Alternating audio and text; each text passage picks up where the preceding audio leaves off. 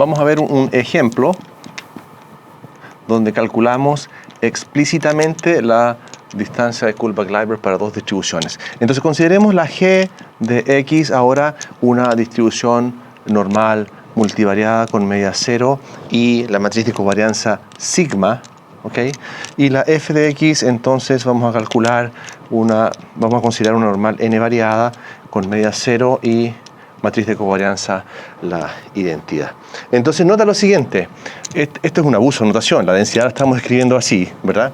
Entonces la diferencia entre estas dos distribuciones es esencialmente la estructura de correlación. Vamos a asumir que esta sigma por supuesto que es distinto de la identidad, entonces lo que queremos calcular es la distancia entre una distribución sin correlación, en que todas las variables son independientes, versus una variable, un vector aleatorio en que las variables sí están correlacionadas de alguna manera. Una manera no específica, porque no tenemos una forma paramétrica específica para este sigma, sino que en general.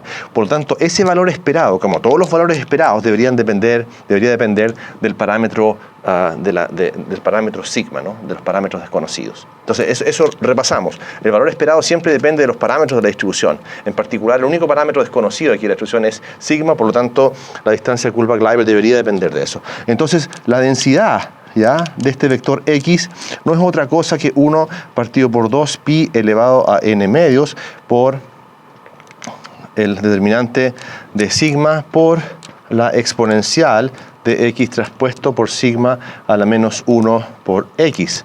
Y de la misma manera, la densidad de este vector X, ahora con matriz identidad, entonces el determinante es 1 y me queda entonces la exponencial de, me faltó ahí menos un medio de X traspuesta por X. Entonces tenemos las dos densidades. ¿Y qué dice la distancia de Kullback-Leibler? Bueno, aplica el logaritmo del cociente. Así que hacemos el cociente. ¿Cuánto va a ser entonces G de X partido por F de X? Bueno, eso va a ser, estas cantidades se van a cancelar y va a quedar entonces en el denominador el determinante de sigma a la 1 medio por la exponencial de menos 1 medio por X traspuesta por sigma a la menos 1 por X menos X traspuesta por X. Ahí. Eso. Perfecto. Entonces ahora fíjate, está bien los signos. A ver, tenemos este que tiene que quedar negativo y este va arriba, por lo tanto puede quedar positivo, así que con ese menos queda positivo. Perfecto. Entonces lo que tenemos que hacer ahora es calcular el logaritmo de esto, ¿cierto? Entonces el logaritmo de esta g de x partido por esta f de x no es otra cosa que el logaritmo natural de toda esta expresión, pero el logaritmo de esto va a quedar simplemente menos 1 medio de la exponencial de, y vamos a arreglar esto así, mira, x traspuesta por sigma a la menos 1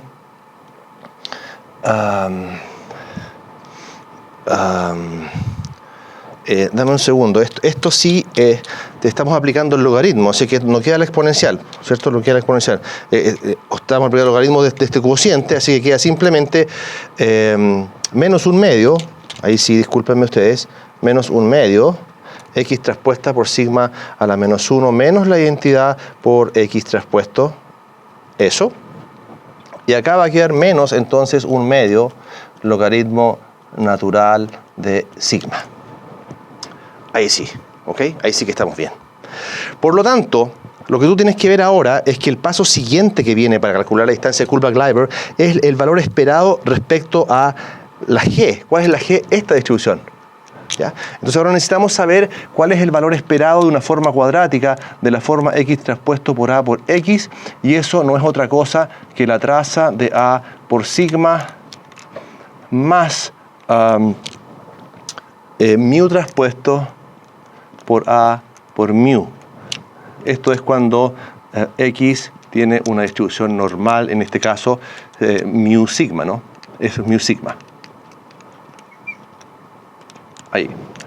Entonces nosotros queremos aplicar, en el caso nuestro, la esperanza de el logaritmo de la g de x partido por f de x, pero esta esperanza respecto a g, entonces si aplicamos esta fórmula va a ser menos 1/2 de la esperanza de esta cantidad, ¿ya?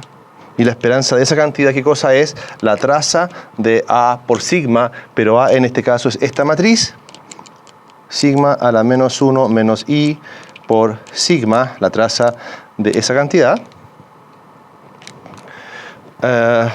más o menos la esperanza de una constante. Y la esperanza de una constante es la misma constante, así que te queda más 1/2 del logaritmo natural de sigma, el determinante de la matriz de correlación. Por lo tanto, este 1/2 ya lo consideramos, así que estamos ahí. Y lo único que nos falta es multiplicar. Entonces aquí me queda, fíjate, la traza. Cuando multiplico acá me queda la identidad menos sigma, eso, más logaritmo natural del determinante de sigma. Ahora quiero reflexionar un poco respecto a esta cantidad. Cumplimos entonces con el hecho de que dijimos al comienzo. Fíjate que la distancia de Kullback-Leibler depende del parámetro desconocido que es sigma. Claro, depende de ese sigma. Entonces la pregunta es, ¿cómo luce esto en función de ciertas matrices que son de interés? Por ejemplo, si tú recuerdas la matriz intraclase, que en algún momento la hemos tratado, la matriz intraclase es de esta forma. Mira, tú lo que tienes es ρ por j más 1 menos ρ por i,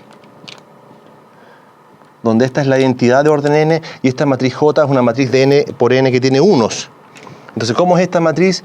Es así, 1, 1, 1, ahí, y fuera de la diagonal, ρ. Es decir, todos los elementos se correlacionan de la misma manera. Entonces, yo te dejo como tarea que tú veas cómo luce la distancia de Kullback-Leibler para una matriz que depende de este parámetro 2, ρ. Entonces, en este caso, tú averiguas cómo es la función, ¿cierto? Que depende de ese ρ, y cuando ρ crece, ¿qué pasa con la distancia? O cuando ρ disminuye, tú puedes ver entonces los efectos de esta información o esta divergencia en función de ese parámetro.